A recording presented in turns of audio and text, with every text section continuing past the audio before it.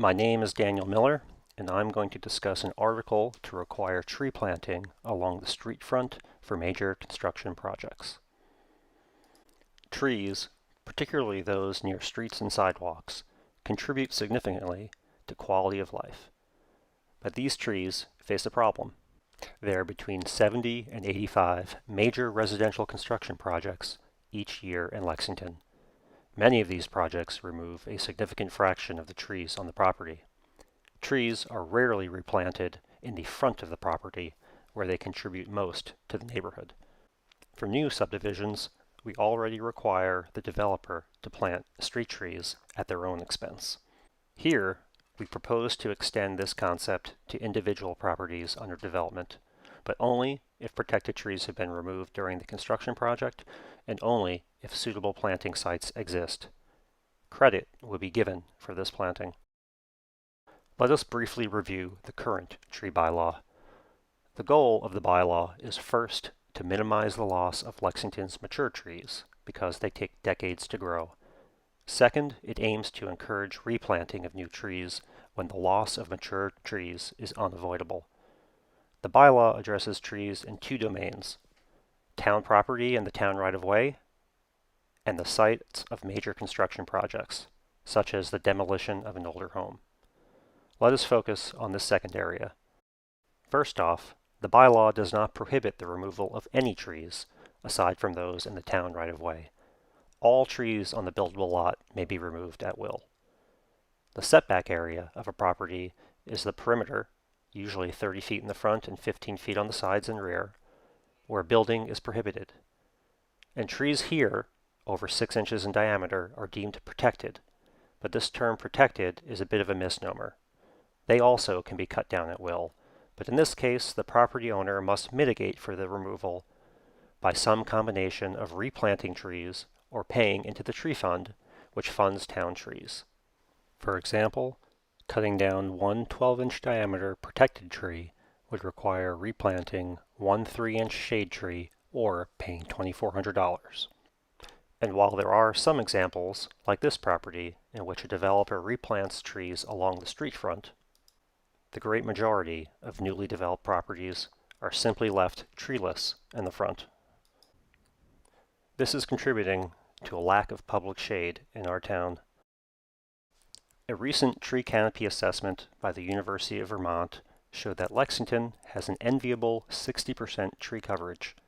However, most of our trees lie in deep reservoirs like conservation land and big backyards, not where they are needed the most. To illustrate this fact, we use 3D data to identify the tree canopy along two streets, one typical of Lexington and one typical of Cambridge. Lexington's streets and sidewalks are far less shaded than the town on the whole, only 26% shaded in this example. In Cambridge, the opposite is true. Public spaces have much more shade than the city overall, 64% in this case, and much more than our public spaces in Lexington. Here we see those same two streets from the ground level.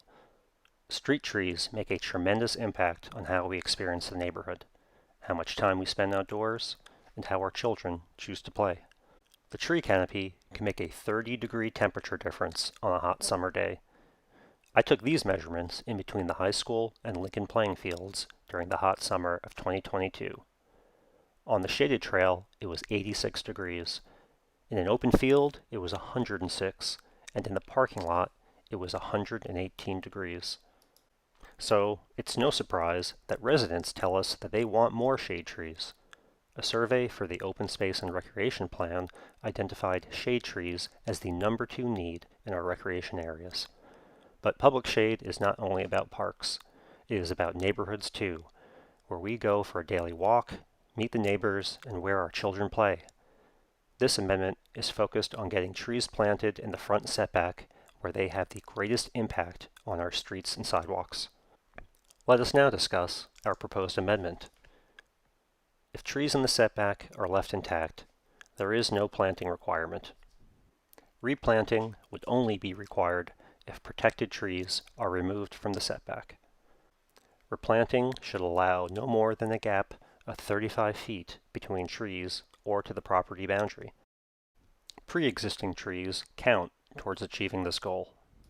And replanting is not required when suitable planting sites are unavailable due, for example, to the location of a driveway or utilities. Guidelines for what constitutes a suitable planting site were written by the Tree Committee in the Department of Public Works and approved by the Select Board.